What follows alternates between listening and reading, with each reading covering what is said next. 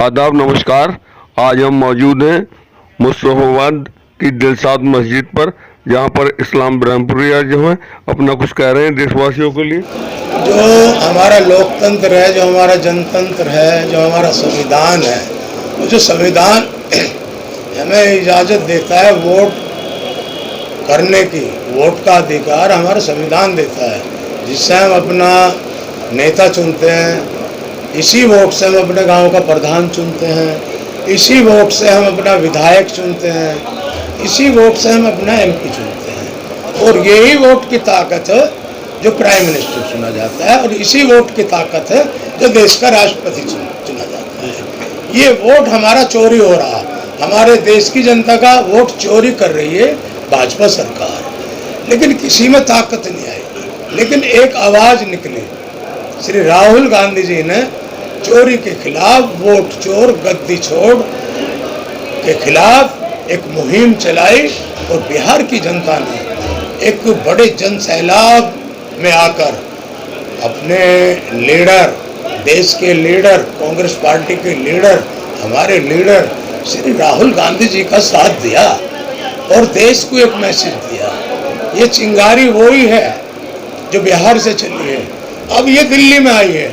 और ये जो दिल्ली में आज मुस्तफाबाद विधानसभा क्षेत्र में जो वोट चोर गद्दी छोड़ के खिलाफ जो ये रैली निकली है, पदयात्रा हुई है, ये पदयात्रा हमारे कांग्रेस पार्टी दिल्ली प्रदेश के अध्यक्ष श्री देवेंद्र यादव जी के नेतृत्व में, और मेरे पूर्व विधायक मेरे बड़े भाई हसन अहमद जी के नेतृत्व में, और मेरा भतीजा पूर्व प्रत्याशी मुस्तफाबाद, उसके नेतृत्व में, इन तीनों के नेतृत्व में ये यात्रा निकली है।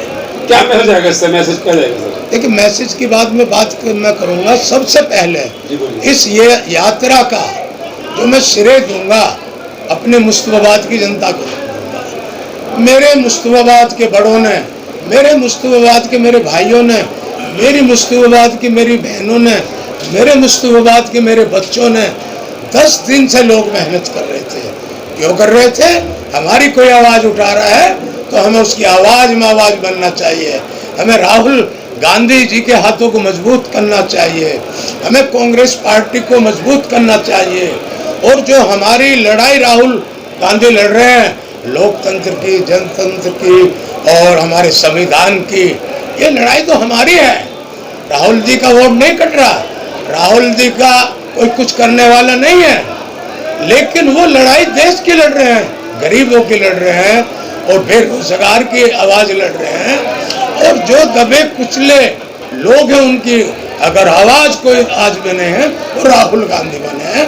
और राहुल गांधी का, कांग्रेस पार्टी का जो मेरे मुस्तफाबाद ने साथ दिया है, मैं दिल की गहराइयों से, बल्कि मेरे पास वो शब्द नहीं, इन शब्दों से मैं अपने मुस्तफाबाद वालों का शुक्रिया अदा करूं, लेकिन मैं फिर भी दिल की गहराइयों से बहुत बहुत शुक्रिया अपने मुस्तफाबाद वालों का। जनता बदलाव चाह रही है, और बदलाव इस कदर चाह रही है। देखिए, जो गरीब है वो गरीब होता जा रहा है, और जो पटरी वाला है, जो पटरी पे उसको रोजगार मिलता था, और जो हमारा बेचारा सब्जी बेचने वाला, ठेली वाला, रेडी वाला, और जो हमारा दुकानदार है, उनके रोजगार उजड़ते जा रहे हैं। चफेरे इस भाजपा निकम्मी सरकार ने, ये भाजपा की सरकार चोरों की सरकार है, हमारा वोट चोरी कर रही है, हमारा संविधान को चोरी करने की कोशिश कर रही है, हमारे लोकतंत्र को चोरी करने की कोशिश कर रही है, हमारे जनतंत्र को चोरी करने की कोशिश कर रही है। और राहुल जी ने, फिर मैं एक बार कह रहा हूँ, ठाना है ना लोकतंत्र को मिटने देंगे, ना जनतंत्र को मिटने देंगे, और ना हमारा जो संविधान है, हमारे देश की आन है, बान है, और इस देश की हर व्यक्ति की शान है, वो हमारा संविधान है, जो हमें भाईचारे का पैगाम देता है। ये हमारा भाईचारा खत्म करना चाहती है। एक मिनट, ये सरकार, बीजेपी की सरकार, हिंदू, मुस्लिम, सिख, ईसाई, हम सब हैं आपस में भाई भाई। ये जो हमारा अटूट बंधन है, जो हजारों साल से चला रहा, उसको खत्म करना चाहती है। लेकिन मैं आपके चैनल से, आपके माध्यम से एक बात कहना चाहता हूँ ये हमारा अटूट बंधन था, अटूट बंधन है और अटूट बंधन रहेगा। ये झूठों की पार्टी है और 2500 रुपए की आप बात करते हो।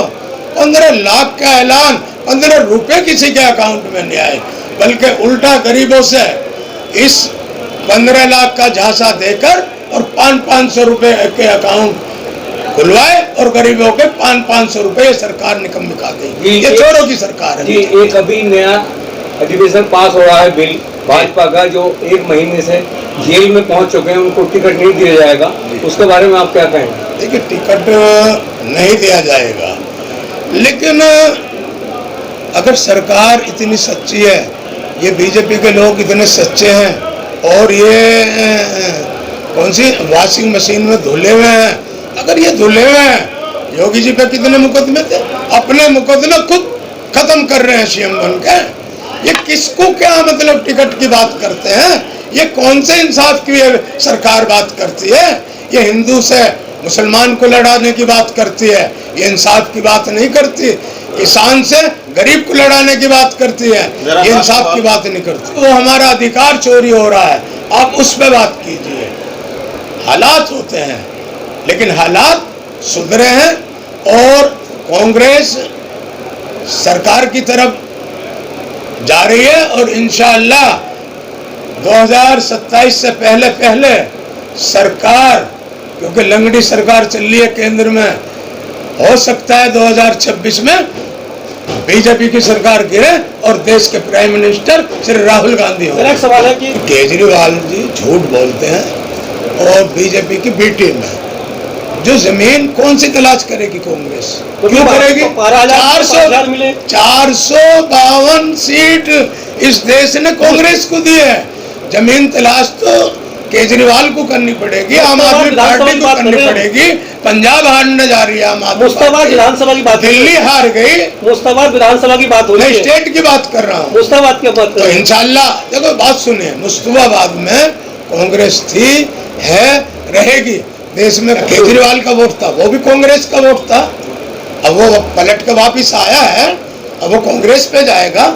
वक्त होता है, हालात होते हैं, अब हालात बदले हैं।